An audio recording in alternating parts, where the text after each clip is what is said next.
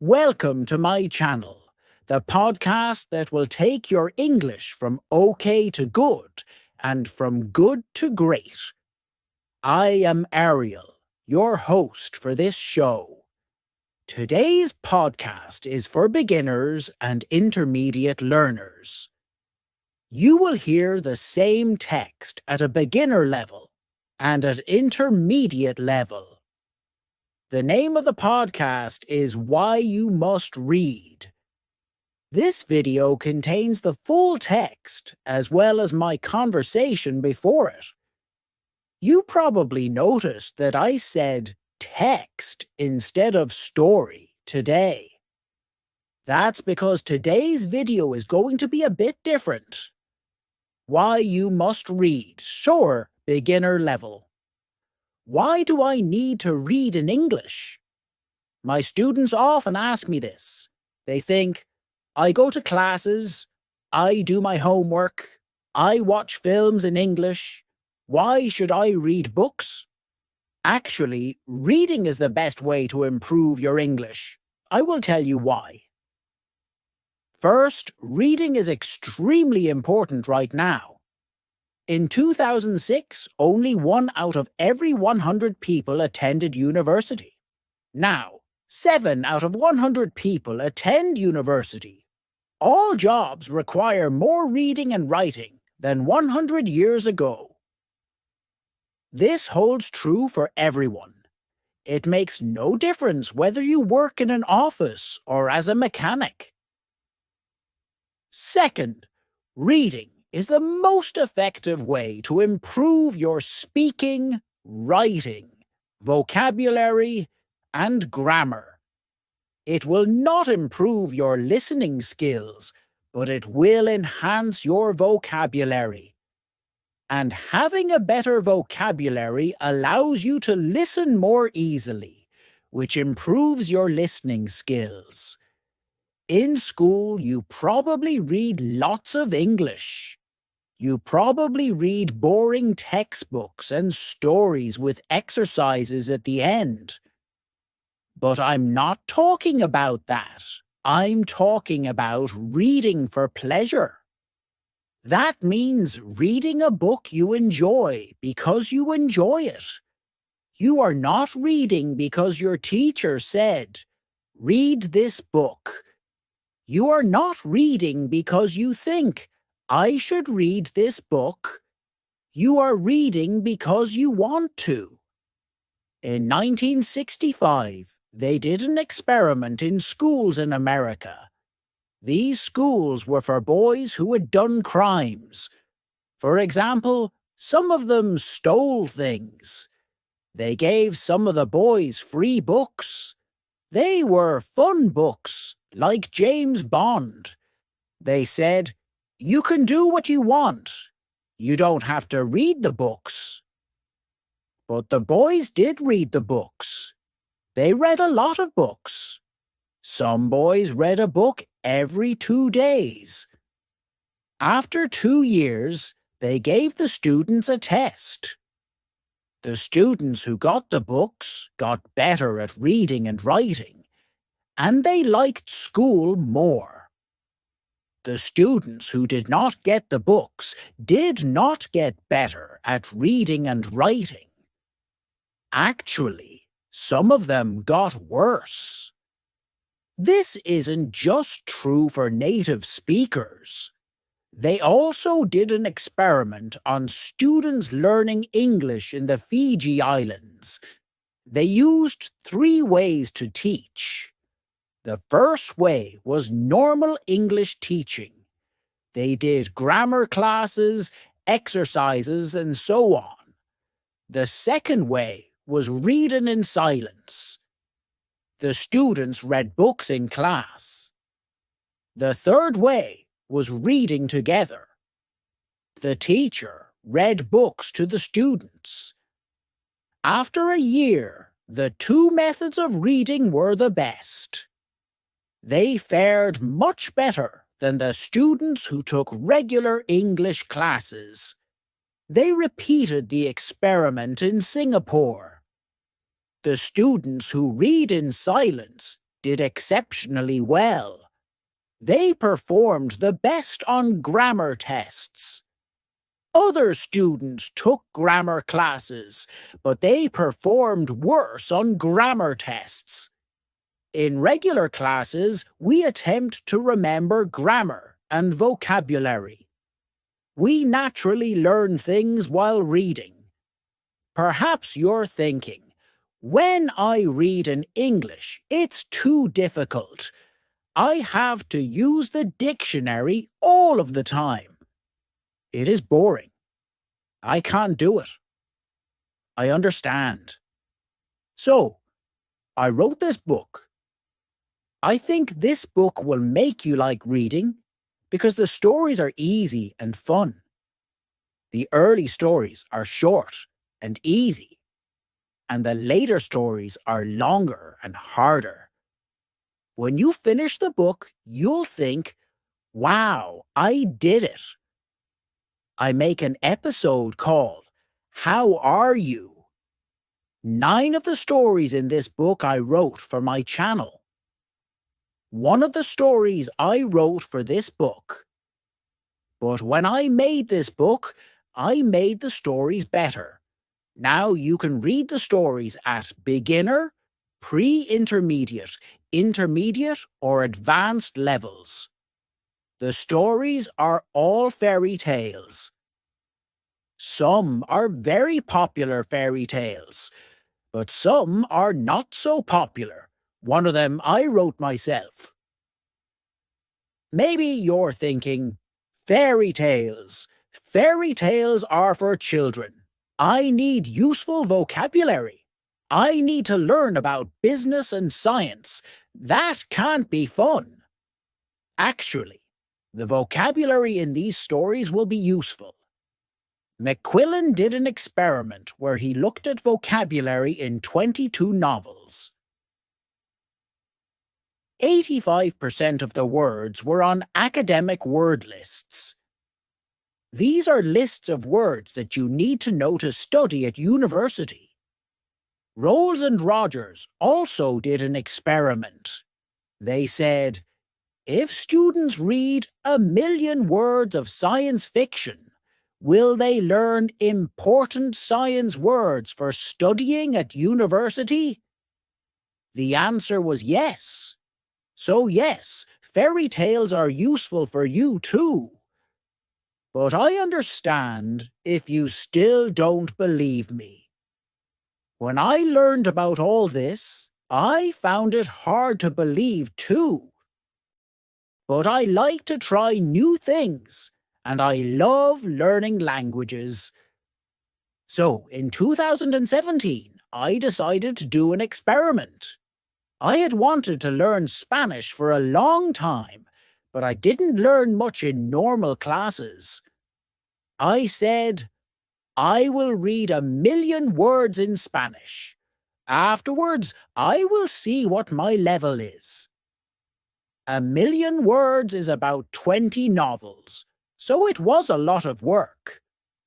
I started with very easy reading, like this book. Then I started reading translations of books that I knew in English. For example, I have read Harry Potter and Game of Thrones in English, so I read them in Spanish too. Finally, I started reading new books in Spanish. I read Latin American authors, writers, like Isabel Allende, Luis Jorge Borges, and Manuel Puig. I adored them. I also listened to episodes, but I always read the transcripts and incorporated the words into my goal. After I finished reading 1,000,000 words, I wrote and communicated with native speakers. I was at the intermediate level. I could understand almost everything I read, hear people when they spoke clearly, and hold conversations. And I'd spent most of my time reading rather than speaking. In 1 year, I learned more than most students learn in 5 years. I didn't try to remember grammar and vocabulary. I learned them naturally. Maybe you're thinking, I don't believe this. Or maybe you're thinking, wow, I'm going to read for hours every day. But I have to say something very important. You must read books that are easy. You must read books that are fun. If a book is too difficult or too boring, put it down and find another one. Stephen Krashen, an expert in language teaching, says, only read things in English that are fun and interesting. Read things that are really easy, that you wouldn't read in your native language because they are too easy. So you can read comics, magazines, detective stories, romance stories, and so on. Don't feel bad about reading translations. If you read very easy books, when you see a word you don't know, you will understand the meaning easily. You won't have to use a dictionary. So, what is easy? Experiments show that you should understand at least 98% of the words in a text. 98%? That's so high. I know, but let me show you an example. Here is a text where 10% of the words are not real words, so you should understand 90% of the words. Jerry flurged out of bed and opened the curtains. He bimped to himself as he made breakfast. He made coffee and put butter on his poffer. Someone called his phone, and he picked it up. He was very surprised by who was torngling, so his Vinky fell on the floor. Is that easy to understand? Could you read a whole book of that? Here is the same text, but only 2% of the words are not real. So you should understand 98% of the words. Jerry jumped out of bed and opened the curtains. He sang to himself as he made breakfast. He made coffee and put butter on his toast. Someone called his phone, and he picked it up. He was very surprised by who was calling, so his Vinky fell on the floor. How was that? You probably didn't understand everything, but it was more fun to read than the first text. That's why reading for pleasure is so great. Maybe you don't understand everything, but you understand enough to follow the story. And you don't have to pick up a dictionary. So, if you find that this book is too hard, read something easier. If you find it boring, read something more fun. I know that not everyone likes my writing, and that's okay. Find a book that is good for you. When we have fun, we learn much more. Because I want this book to be fun. It has no exercises in it. I thought about adding them after each story, but I don't think it's a good way to spend your time. Instead, you should read more. Read for pleasure. If you finish this book, you can try the level above. Because you already read the stories, you will know them well, and it will be easier to understand. But maybe when you finish this book, you will love stories. I hope so. If you do want to read more, you can listen to my episode, Listen Audiobook. I write a new story every week with audio and text, and there are over 100 videos for you to listen to. Happy reading and happy learning. I hope you enjoyed the beginner level version. Now I'll just explain some words that are in the intermediate level text. Proficiency means skill. Usually we use the word proficiency to talk about language skills. If you have a high level of proficiency in English, it means you can talk and write English very well. When you train your ear, you try to make your ear better at hearing different sounds. Usually, there are two ways you can train your ear. You can train your ear for music, so that you can hear the difference between different musical notes better. Or you can train your ear for language, so that you can listen better in that language. A juvenile delinquent is a young person, a juvenile, who has done crimes, a delinquent. Juvenile delinquents do not go to prison, as they are not adults. Instead, they go to juvenile delinquent reform centers, which are places, centers, to help make these people better, to reform them. When you replicate a study, you take an academic study that has already happened and do it again, but in a different place. The idea is that you keep all the conditions the same to see if you get the same results when you replicate the study. If a study has been replicated many times with the same results, then scientifically we can say that this idea has been proven or disproven. When you memorize something, you force yourself to remember it. There are numerous ways to memorize information. One method is to repeat it several times to yourself. Another approach is to envision an image, a picture that goes with it.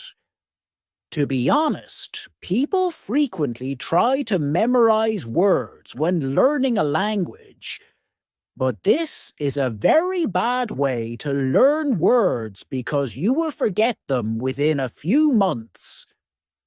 Second language acquisition is the scientific study of how humans learn languages. Second languages are those that are not your native or first language. And acquisitions refers to the process of acquiring or learning. The field of second language acquisition contains a wealth of important research for language teachers like myself. When you say that there is no shame in doing something, it means that you should not feel shame. You should not feel bad for doing it. For example, many people worry about making mistakes when speaking a language, but there is no shame in making mistakes. Making mistakes is a natural part of learning a language, so we shouldn't feel shame for doing it. When something is comprehensible, it means you can easily understand it. When I teach, I work hard to make sure that I am comprehensible to the students, that the students can easily understand me. Hopefully, today's video will be comprehensible to you. Don't sweat it means don't worry about it. For example, if one of my students says, "I'm really sorry, miss.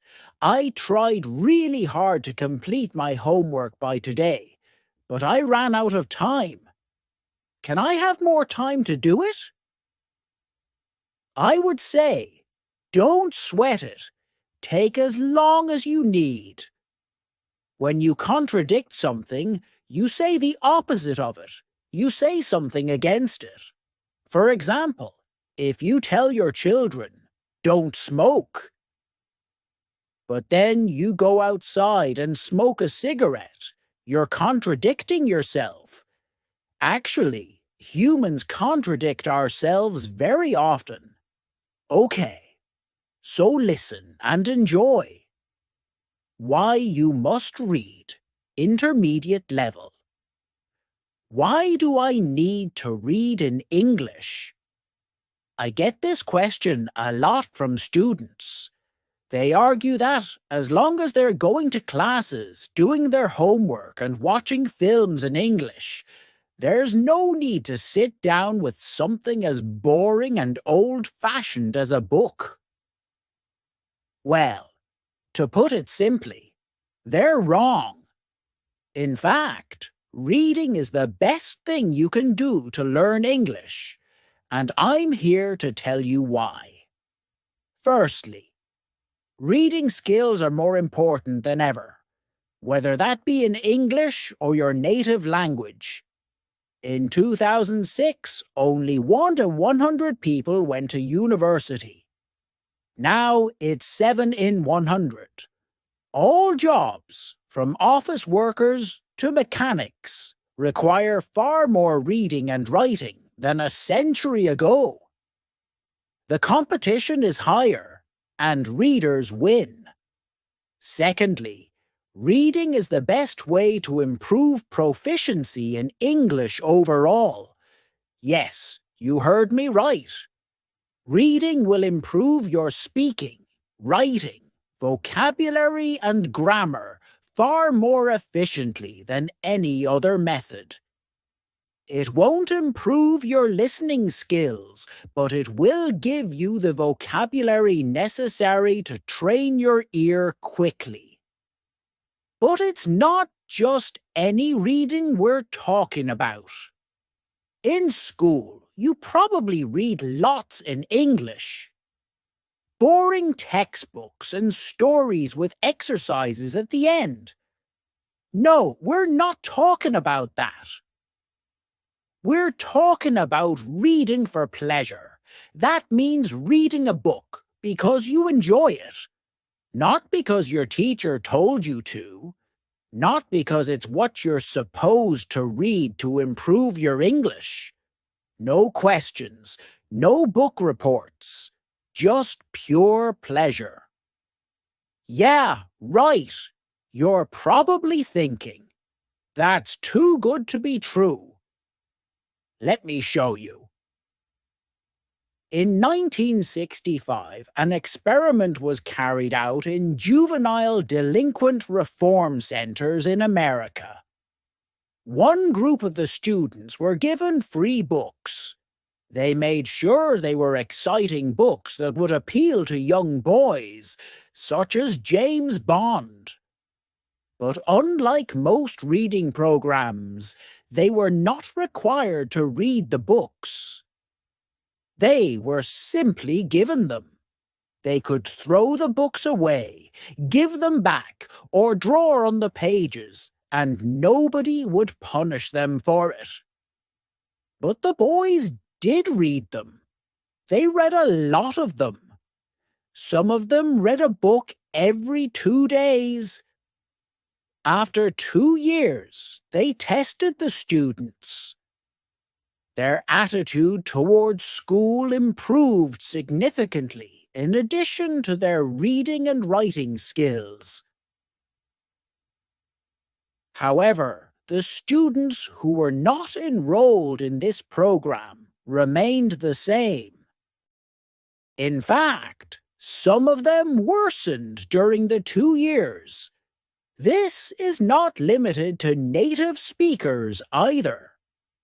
A study of English as a second language, ESL, students in the Fiji Islands examined 3 methods: traditional English teaching, sustained silent reading, reading in silence for an extended period of time, and a more conventional reading program in which teachers read aloud to the students.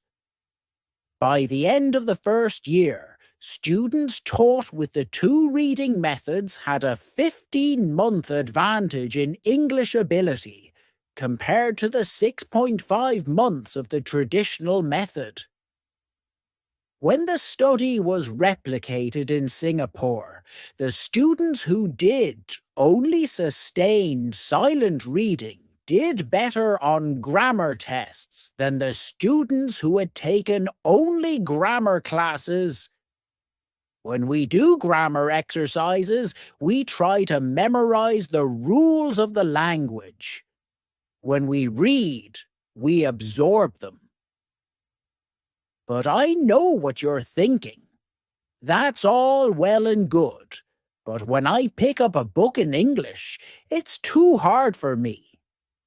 I get bored of looking up words, and I give up after a few minutes. That's why I wrote this book. It is designed to make you fall in love with reading by providing fun, familiar stories that are easy to understand. The stories gradually increase in difficulty and length, so that you can feel a sense of progression and success at the end. Most of them were originally released on my episode, English Stories episode, but they have been rewritten and improved for this book, as well as having a version for each language level. They are a mix of classic and less popular fairy tales, as well as one that I wrote myself. Again, I know what you're thinking. Fairy tales? But those are for kids. I need useful vocabulary about business and science and technology. There's no way to make that fun. The thing with language is there isn't such a big difference between important language and fun language. We use a wide range of words when talking about technical topics, as well as chatting with our friends. A study by McQuillan examined vocabulary in 22 novels and found that they included 85% of words on academic word lists. Rolls and Rogers found that if a student read 1,000,000 words of science fiction, they would acquire many of the technical words required for a science degree. So yes, reading fairy tales will help your English in all areas, even for academic purposes. As an English teacher, I've seen many times that the students who do the best are those who read the most. For IELTS, for university, for business, or just for travel, reading is the factor that predicts success. But I understand if you're still unsure. When I learned about all this, I was too. But I like to experiment, and I have a passion for learning languages. So in 2017, I decided to test this theory. I had wanted to learn Spanish for a long time, but aside from struggling with Duolingo and not really learning anything, I hadn't made a serious attempt. I set myself a goal.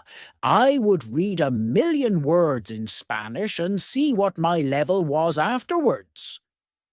1,000,000 words is roughly 20 standard-length novels, so it was a huge task.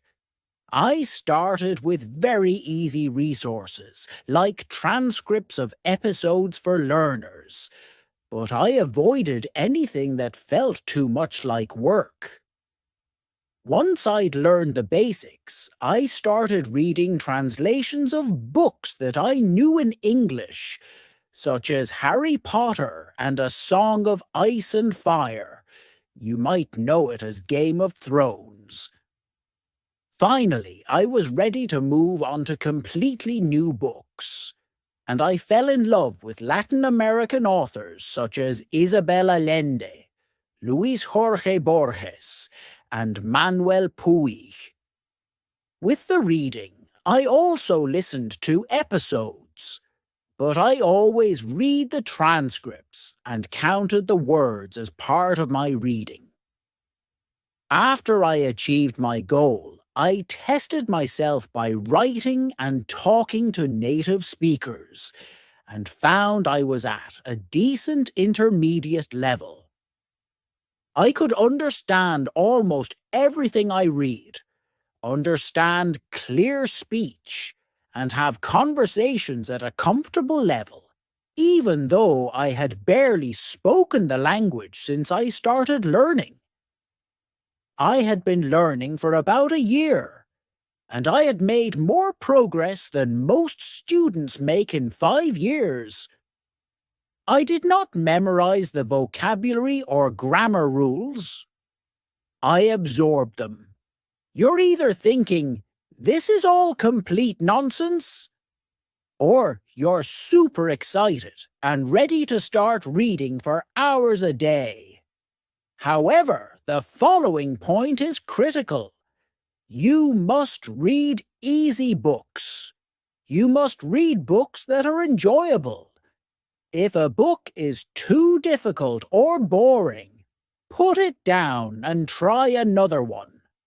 Stephen Krashen, an expert in the field of second language acquisition, says, read only material in the second language that is genuinely fun and interesting. Material that is so easy that you probably feel guilty reading it in your primary language. This is your excuse to read comics, magazines, detective stories, romances, etc. There is no shame in reading translations. Ideally, you want to be reading a book so easy that, when you see a word you don't know, you can understand the meaning from context. Research has shown that in order for this to happen, the text needs to be at least 98% known words. 98%! That's so high! I know, dear reader, but let me show you an example. Here's a text where I've replaced 10% of the words with nonsense words. That is, it's 90% comprehensible. Jerry flurried out of bed and threw open the curtains. It was a beautiful day. He bimped to himself as he did his daily routine, pouring coffee and buttering poffer. But then his phone rang, and the person torngling was so unexpected that he dropped his Vinky on the floor. Is that easy to understand? Could you read a whole book of that? Here's the same text, but 98% comprehensible. Jerry jumped out of bed and opened the curtains. It was a gorgeous day. He sang to himself as he went about his daily routine, pouring coffee and buttering toast. But then his phone rang, and the person calling was so unexpected that he dropped his Vinky to the floor. How was that? Even if you didn't understand everything, I bet it was a lot more fun to read than the original text. And that's the beauty of reading for pleasure. Even if you don't understand everything, you'll be able to follow the story and continue without having to consult a dictionary. So if you find that this book is too hard, put it down and read the level below. If you find it boring, go read something else. Yes, I'm giving you permission to stop reading my book. I know not everyone likes my writing style, and that's okay. Find what works for you. As you read, focus on the meaning of the stories, and don't sweat it if you don't understand every single word. Just relax and try to get lost in the pages. Believe it or not, when we have fun, we learn far better. The levels of these volumes are based on the Common European Framework of Reference, a system for defining language levels. You'll know them as A1, A2, B1, B2, C1 and C2, although these books only cover A2, C1.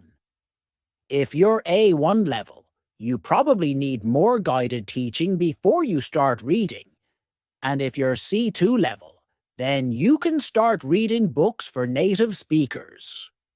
A great strategy, if you don't feel so confident about your reading ability, is to start with the beginner level of the book and reread it level by level, going all the way up to advanced.